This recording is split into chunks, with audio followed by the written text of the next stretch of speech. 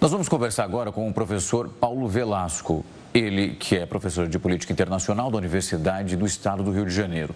Professor, uma ótima tarde, muito obrigado por achar um tempo na agenda para conseguir conversar conosco e explicar para quem nos acompanha os impactos daquilo que nós acompanhamos, literalmente, a partir do dia de hoje. Muito obrigado.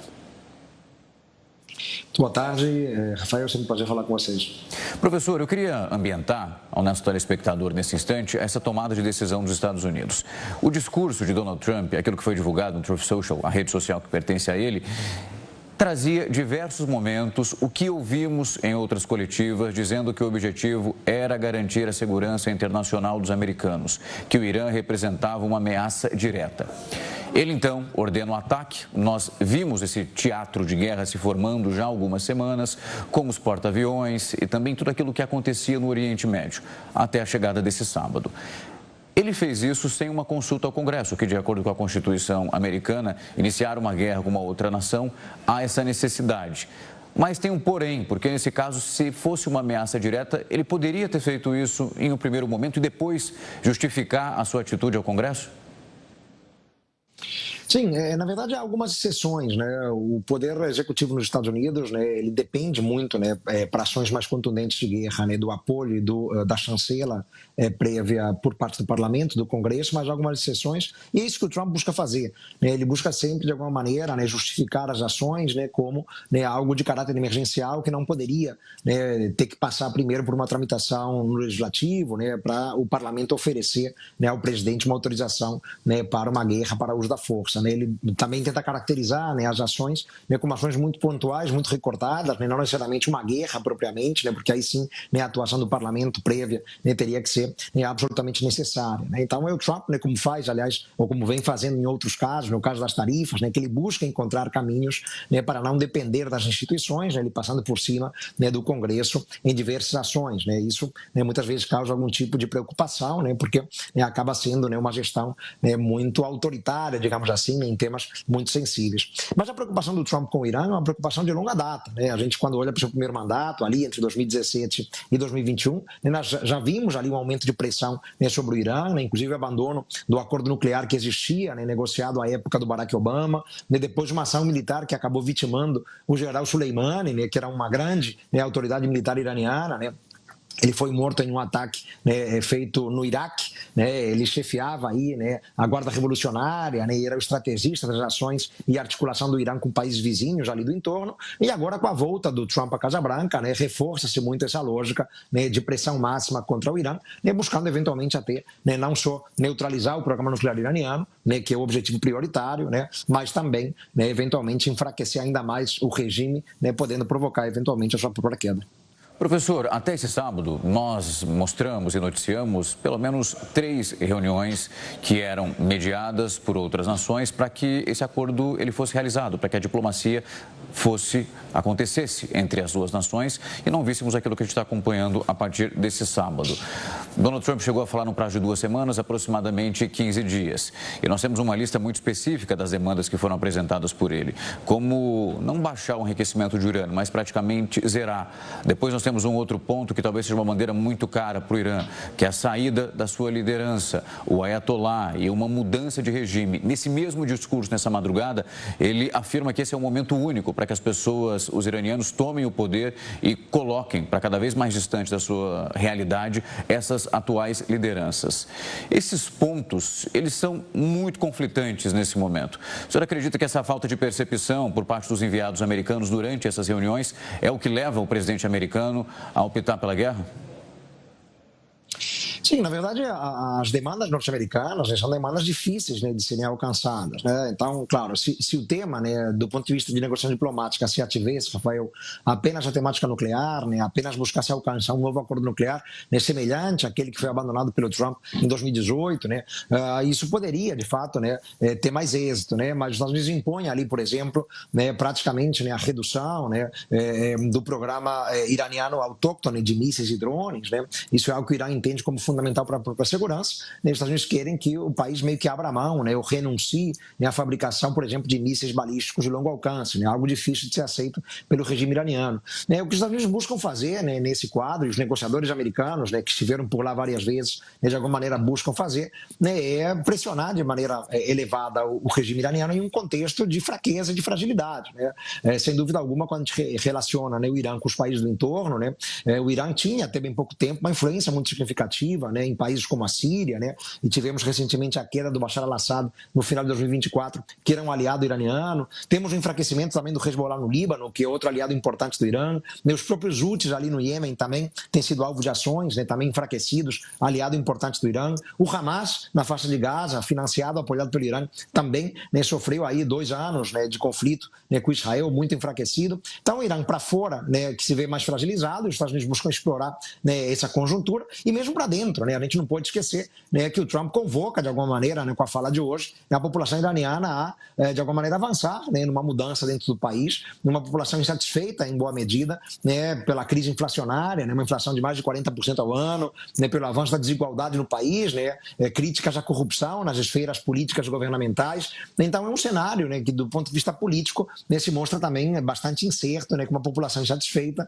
que não se furta de tomar as ruas, pedindo mudanças, questionando, por vezes, também a prática da violência e da repressão pelas forças policiais e militares iranianas. Então, eu acho que os Estados Unidos, de alguma maneira, percebem uma janela de oportunidade para agir, não só com vistas de maneira mais imediata a enfraquecer militarmente e também neutralizar o programa nuclear do país, mas talvez mais a médio e longo prazo conseguir aí que essa fragilidade do regime resulte na sua própria queda. Professor, quando nós olhamos para esse movimento, olhando para o enriquecimento do urânio especificamente, o governo iraniano divulgou uma nota dizendo que estaria disposto a voltar para essas negociações, obviamente depois que os bombardeios eles cessassem. Mas uma das medidas aplicadas e também solicitadas por Donald Trump é que o enriquecimento, além de ser neutralizado, ele não tem um prazo. Por mais que diminua, ele ainda seja uma constância, que o Irã não volte a enriquecimento a níveis anteriores. O senhor acredita que seja possível que eles abram mão dessa possibilidade por um tempo indeterminado para evitar que os bombardeios aconteçam? Porque parece uma bandeira muito cara, inclusive para a sobrevivência e as barganhas que eles têm nesse momento. Rafael, isso significaria basicamente ao Irã renunciar à soberania sobre o seu programa nuclear, quase que abandoná-lo.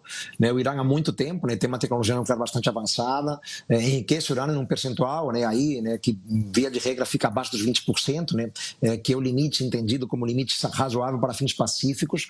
O acordo nuclear que o Trump abandonou em 2018 impunha ali um limite de um enriquecimento abaixo de 4%, algo em torno de 3,6%, 3,7% como limite máximo para enriquecer o urânio. Lembrando também que para uma bomba atômica, para o urânio ser usado para fins militares, o enriquecimento tem que ser acima de 80%.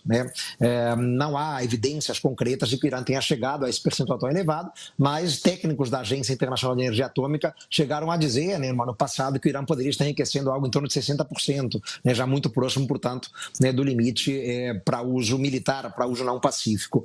Então há, claro, o interesse norte-americano de que o Irã ele assuma quase que uma renúncia ao enriquecimento de urânio, porque isso traria maiores perspectivas de que o país não poderia efetivamente estar desenvolvendo tecnologia para fins militares, para fins não pacíficos. A grande preocupação desde sempre, desde o início dos anos 2000, da comunidade internacional, já tem mais de 20 anos isso, é que o Irã esteja mascarando um programa para fins pacíficos, usando para fins militares, para fins bélicos, com o objetivo de chegar à bomba atômica. Isso muito por força de que o Irã escondeu que tinha instalações nucleares subterrâneas, deixou de cooperar com os técnicos da Agência Internacional de Energia Atômica. Então, já nesses 20 anos de lá para cá, criou-se uma suspeita muito grande de que o Irã poderia não estar se pautando pelos limites impostos pelas leis internacionais nesse tema em particular. Então, a exigência do Trump é que o Irã renuncie a qualquer forma de enriquecimento, algo difícil de ser aceito pelo país, mas se a questão estiver, se a questão da sobrevivência do regime, Rafael, estiver em jogo, pode ser até que o Irã tope algum tipo de acerto assim um pouco mais profundo. Para esse cinturão de segurança do Irã, Outra bandeira importante que foi levada para as discussões durante essas 3 reuniões que nós mostramos entre Estados Unidos, tínhamos um negociador importante e o Irã na outra ponta da mesa, era o financiamento daqueles grupos armados, como é o caso do Hezbollah. E a gente já verificou em tantas outras vertentes essa ligação, como um enriquecimento, inclusive quase que um aumento da musculatura desses grupos é muito ligado ao Irã. Essa também é dificilmente uma possibilidade de que nós tenhamos o governo iraniano abrindo mão para chegar a um acordo com os Estados Unidos? Na verdade, quando olhamos para esse relacionamento, né, não há dúvida, né, de que o Irã, né, ele mantém relações estreitas, né, com grupos, né, tidos como terroristas, né, por uma boa parte do mundo ocidental. Né, o Hezbollah é um claro exemplo no Líbano, né, o Hamas também ali na faixa de Gaza, né, como comentamos, né, além de outros, né, que causam toda sorte de sobressalto, né, os Houthis no Iêmen, né, milícias xiitas que atuam no Iraque, também apoiadas pelo Irã. Né, mas o que percebemos, né, de uns 4 anos para cá, né, o enfraquecimento, né, desses grupos, né, inclusive a perda de espaço por parte do Irã em relação a esses atores. Né?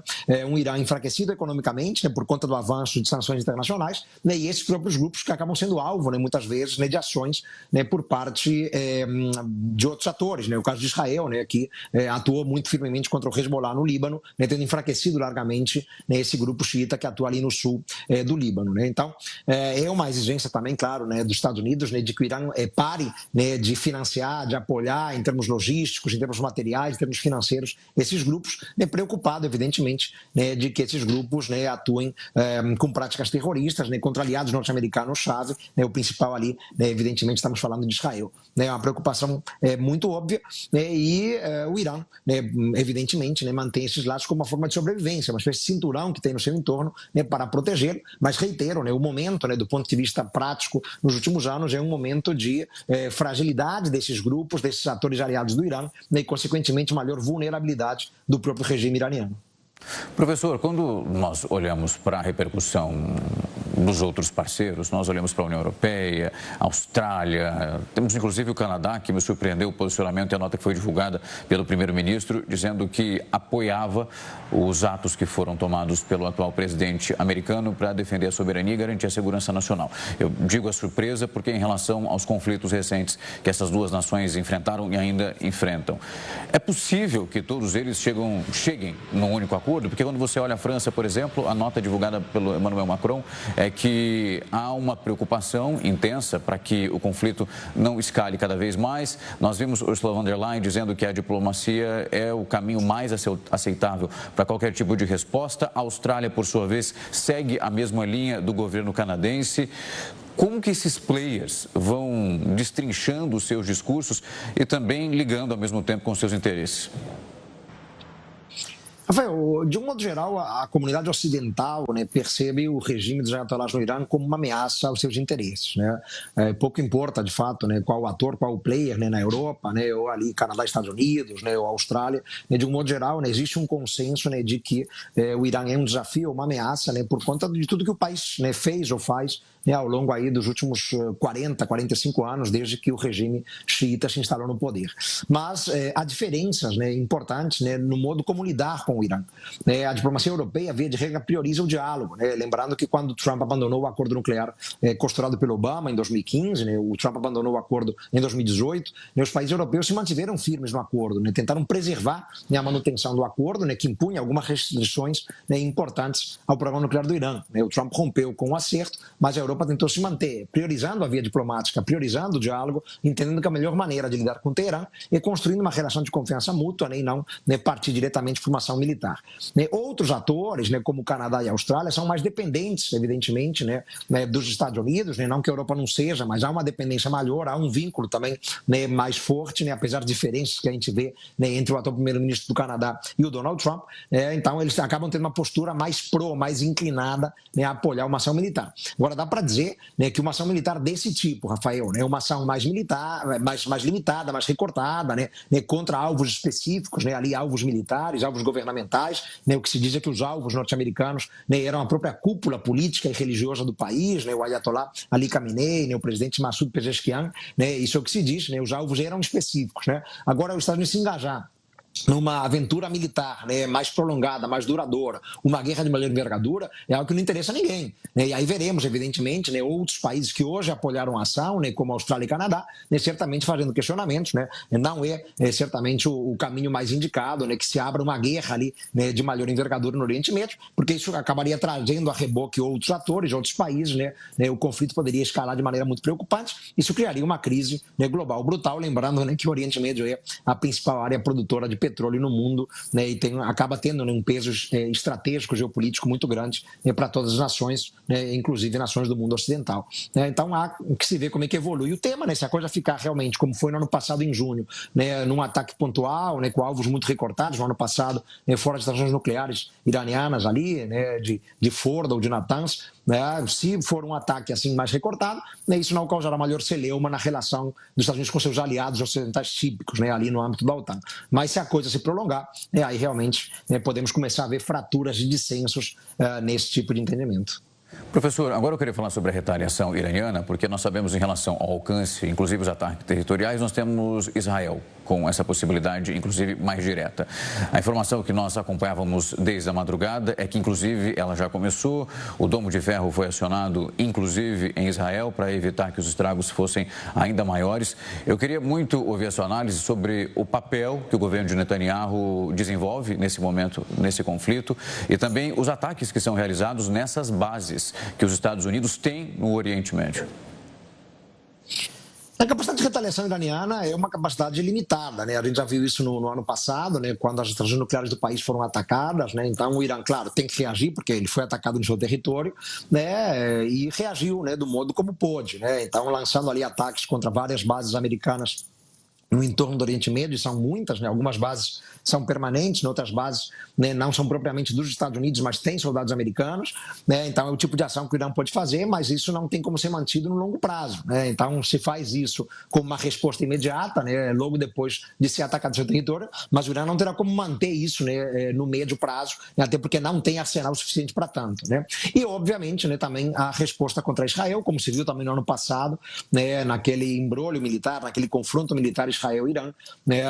O Irã lança vários mísseis, vários ataques contra Israel, mas, né, o número desses ataques que acabam penetrando no território israelense acaba sendo reduzido, né, por conta das forças de defesa, né, os escudos de defesa, e são várias camadas, né?